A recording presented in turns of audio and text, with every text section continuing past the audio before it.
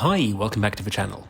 In today's video, I'm going to be reviewing the Chase Sapphire Lounge, accessible via Priority Pass at Hong Kong International Airport, on my recent visit in June 2025.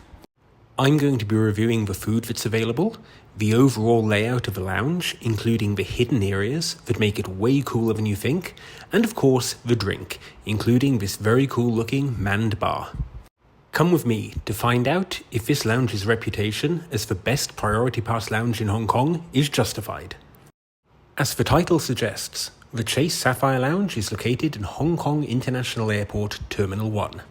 Now, Hong Kong Airport presently only has one terminal.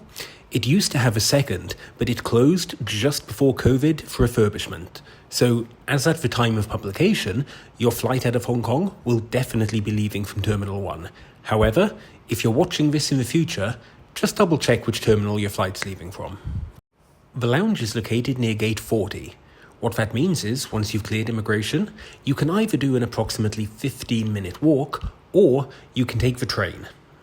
The train is located approximately a 2-minute walk from immigration, arrives every few minutes, and only takes a couple of minutes to get you to Gate 40.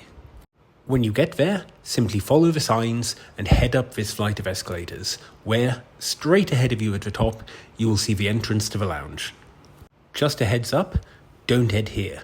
Whilst it's marked the Chase Sapphire Lounge, I believe this is their old entrance. Upon entering, I was surprised. This lounge has some amazing views looking out onto the concourse and also onto the tarmac. Honestly, I must have walked past this about 20 times and never knew this was up here. One thing that shocked me was just how quiet this lounge was. I googled it after my visit and saw that it's 12,000 square foot. This is a really large lounge, and yet, when I was there, it was largely deserted. I mean, there were people hanging around the dining areas, but there was tons of seating just like this, that's open air, comes with great views of the terminal, and you would be more than comfortable here for 3 hours. They have everything from individual seating pods with power sockets down below, through to large tables or even bar-style seating. They even had a few work desks on the right, which you can see. Hey, if you're enjoying the video so far, please subscribe. The more I explored the lounge, the more I kept on finding hidden areas. This had sort of lounging recliner seats with footstools, a few ottoman areas, and just the overall design of the lounge was much higher than I would have expected. These seats could of course be turned around so that you face onto the runway. Really, I feel like you kind of need a map to get around here. It's a little bit like an Alice in Wonderland style rabbit hole, where you keep going down and keep finding new areas. Through here, you can see that they have private booths to make telephone calls in, and then, just to the left, you have the bar. This was a manned bar and came with a frankly staggering variety of spirits and wines to choose from, all of which is complimentary. Although do note, you only have access to here for approximately 3 hours before your flight. They won't let you in before that. I was seriously impressed by how good the views were. You get so many floor-to-ceiling windows looking out onto the tarmac. Not only that, but it seems like a lot of effort has been made with the interior here. There was barely a bland wall in sight, all covered with artwork or knickknacks, or even this display board, which conveniently lets you know when your flight's departing, so you don't have to go outside of the lounge to check. I think this video really shows how quiet the lounge was. All of these seats were available. The bar area was mostly deserted when I was there, and this wasn't a super quiet time. I wasn't visiting at 10 o'clock at night. This was the peak of the day. By comparison, I went to the Kyra Lounge, and it was so packed I couldn't move, and I didn't end up filming there. Coffee machines are provided throughout if you want a caffeine hit, and also if you fancy a soft drink, they have this high-tech soda dispenser, which is quite rare to see. You select your drink, and then it comes out of a single nozzle. There was also a wide variety of high-quality hot food available. Honestly, the dining area was the busiest part of the lounge, and you can understand why. It was just surprising to see how quiet the rest of the lounge was.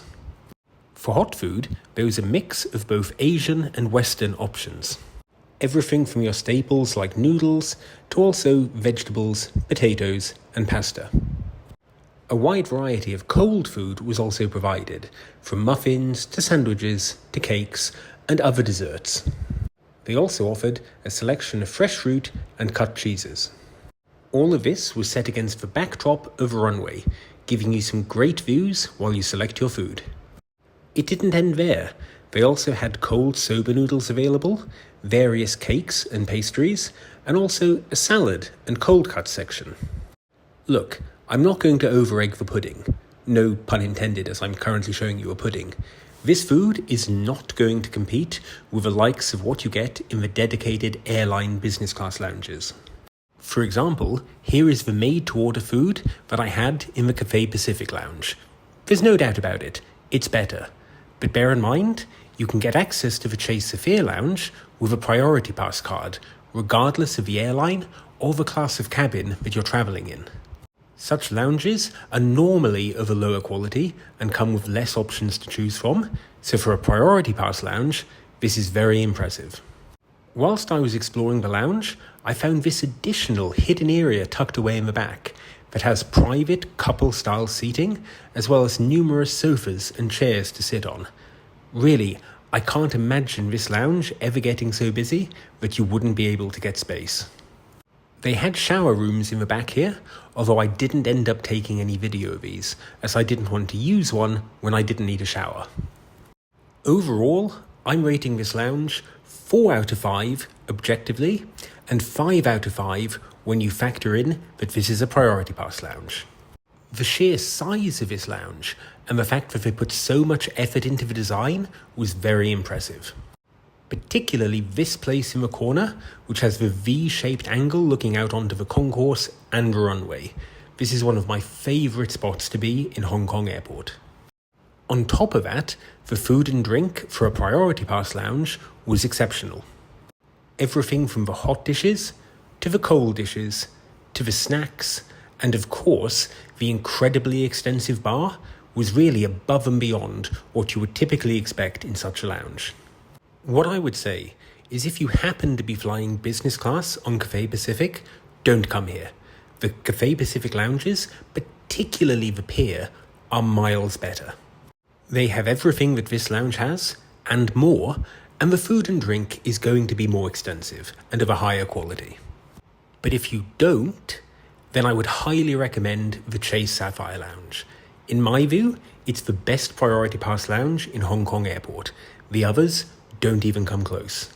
It's well worth the journey to come here and will give you a lovely experience before your flight departs.